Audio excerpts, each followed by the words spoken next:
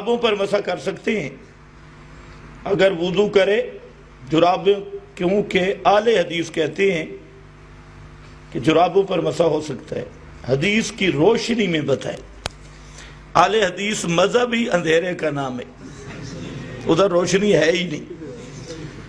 پہلے تو یہ دیکھیں کہ یہ جرابیں نبی پاک کے زمانے میں تھیں جو آپ پہن رہے ہیں، جی سوچ لو، جب یہ جرابیں نہیں تھیں تو ان جرابوں پر مسح آپ سے کیسے ثابت ہے؟ پہلے تو یہ جرابیں ثابت کرو نا آپ کے زمانے میں، جب آپ کے زمانے میں یہ جرابیں نہیں تھیں تو ان جرابوں پر تو مسح حدیث سے کیسے ثابت ہوگا؟ کچھ عقل بھی اللہ نے دی ہے۔ اب کہتے ہیں چونکہ چنانچہ ان پہ تھا تو ان پہ بھی ہے، تو یہ قیاس ہے۔ تو اہل حدیث قیاس کے قائل ہی نہیں، اب خود قیاس کرنے لگ گئے، ان پر قیاس کرتے ہیں، ان کو، انہوں نے تو جرابیں اس زمانے کی لانی چاہیے۔ تو نام اہل حدیث ہے اور دلیل قیاس ہے ایک۔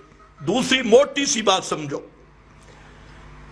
کہ پاؤں کا دھونا اور موزے پر مسح کرنا دو چیزیں قطعی دلیل سے ثابت ہے۔ پاؤں کا دھونا اور موزے پر خفین پہ مسح کرنا قطعی دلیل سے ثابت ہے۔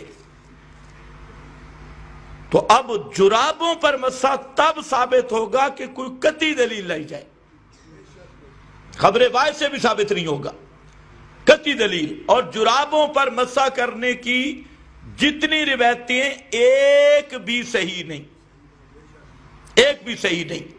تو اب قرآن متواتر قطعی دلالت کو چھوڑ کر تو ہم اخبار احاد پہ بھی عمل نہیں کر سکتے، چاہے جائے کہ ضعیف روایتوں پہ عمل کرے۔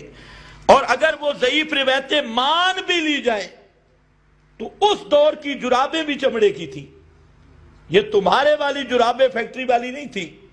تو اگر بالفرض ان جرابوں پہ مسح کوئی ثابت کرے، ضد بھی لگائے، تو پھر بھی ان جرابوں پر مسح تو قیاس سے ثابت ہوگا، اور قیاس تم مجتہدین کا نہیں مانتے تو خود قیاس کرتے ہوئے شرم نہیں آتی؟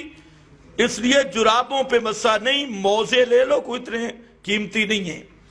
اگر مسح کا ذوق ہے تو موزے لے لو اس پہ، اور اگر پیر دھونے ہے تو انسانوں کی طرح دھو، یہ درمیان میں غیر مقلد بننے کی ضرورت نہیں۔ وآخر دعوانا